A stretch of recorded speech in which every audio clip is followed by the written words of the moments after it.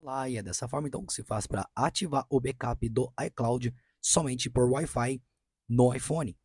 Para fazer isso, vamos em ajustes, depois você vem aqui na opção de celular, chegando nessa tela, mais abaixo tem a opção aqui, pessoal, de backup no iCloud, que no caso aqui está ativo para quando não estiver conectado com uma rede de Wi-Fi, ele vai utilizar a rede de celular para fazer o backup automaticamente no iCloud. Isso pode fazer com que você exceda aí seus gastos do seu plano de celular, ok?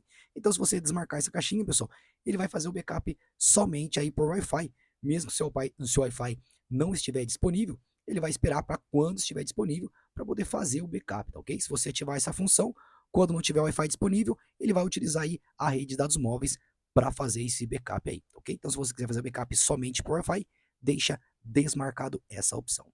Espero que esse vídeo aí, pessoal, tenha te ajudado de alguma forma. Não se esqueça aí de colocar aquele likezão no vídeo e até a próxima. Tchau, tchau.